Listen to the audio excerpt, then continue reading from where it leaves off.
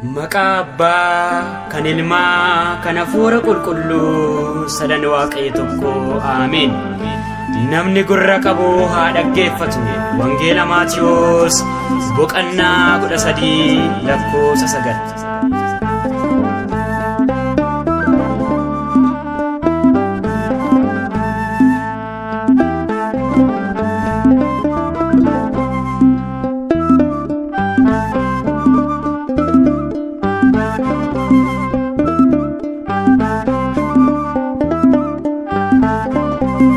Sagalee jireenyaa dati ulfinni kan kee guddaadha.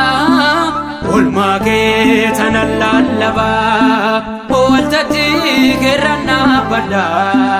Gatiin kee narra jira gatii kan ni gatii.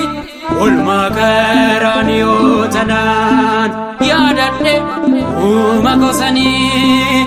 Oolmaa karaan yoo tanaan yaadadhe uuma gosanii. Sagalee jireenyaa dati ulfinni kan kee guddaadha. Oolmaa kee tana lallabaa waltajji keerraan dhaabbadha. Gatiin kee narra jira gatii kan ni gatii. Oolmaa karaan yoo tanaan yaadadhe uuma gosanii. Oolmaa karaan yoo tanaan yaadadhe uuma gosanii.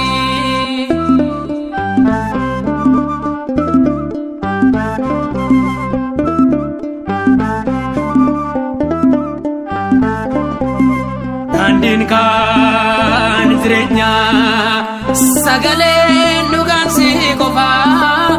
Hundeen amantaa koo jalqabni isaa si qofaa. Gaafan si argadhuun eessi koo furmaata argadhee. Kunoo addunyaatti ba'een oolmaa kee tanan dubbadhee.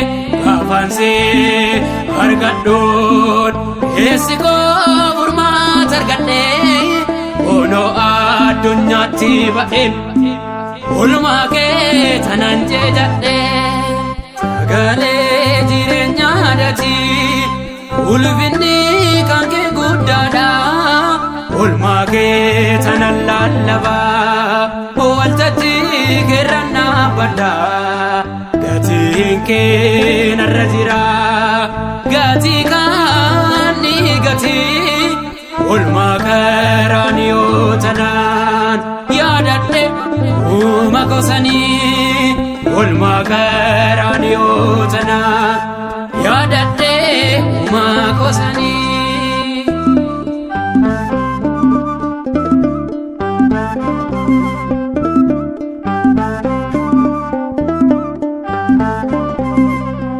Bederoon kosi qofaa ittiin aante agaalanaa. Galmi kan koosiidhaaf iddoon gaa'umsa koosanaa. Si malee naaf hin milkaa'u gargaarsa keetiin alaa. Oobdii kee kunoo dhaabbadhe homtuu na sochoos gonkumaa. Si malee naaf hin milkaa'u gargaarsa keetiin alaa. Oobdii kee kunoo dhaabbadhe homtuu na maqsu gonkumaa.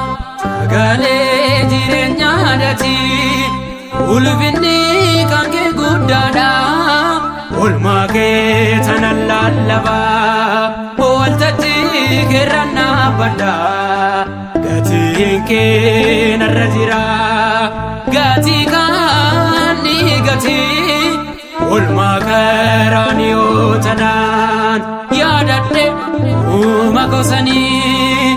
Oolmaa karaan yoo tanaan yaadadhe uuma gosanii.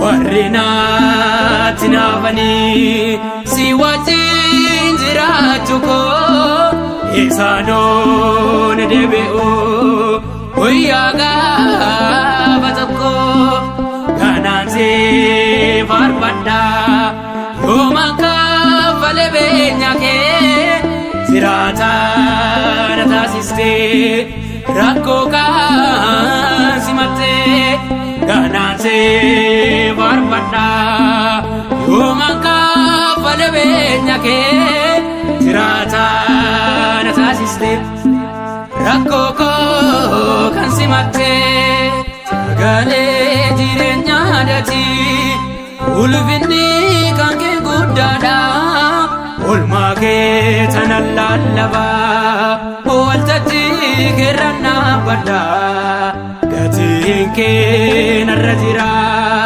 gatii kan ni gatii oolmaa qaraaniyoo tanaan yaadadhe uuma goosanii oolmaa qaraaniyoo tanaan yaadadhe uuma goosanii.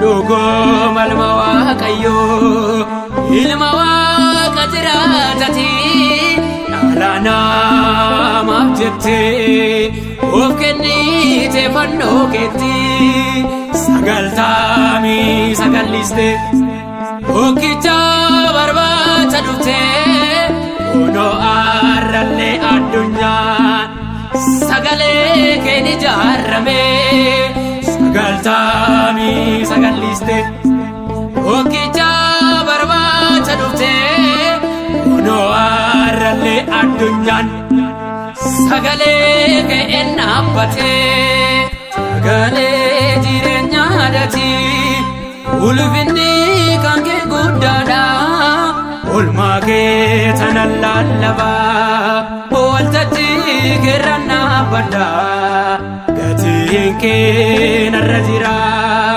gatii kan ni gatii oolmaa qaraaniyoo tanaan yaadadhe uuma goosanii oolmaa qaraaniyoo tanaan yaadadhe uuma goosanii.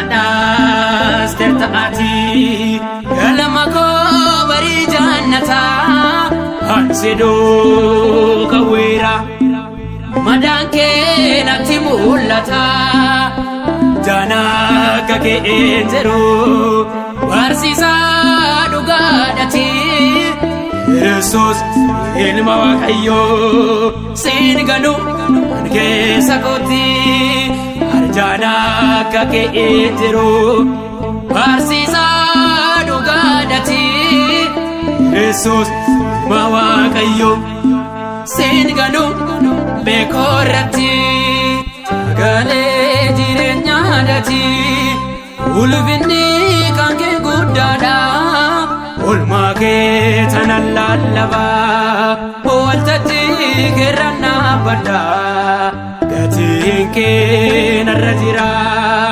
gatii kan ni gatii oolmaa qaraaniyoo tanaan yaadadhe uuma goosanii oolmaa qaraaniyoo tanaan yaadadhe uuma goosanii sagalee jireenyaa dati ulfinni kan kee guddaadha oolmaa kee tanan lallaba waltajji keerran dhaabbadha gatiin kee narra jira gatii kan ni gatii oolmaa qaraaniyoo tanaan yaadadhe uuma goosanii oolmaa qaraaniyoo tanaan yaadadhe uuma goosanii.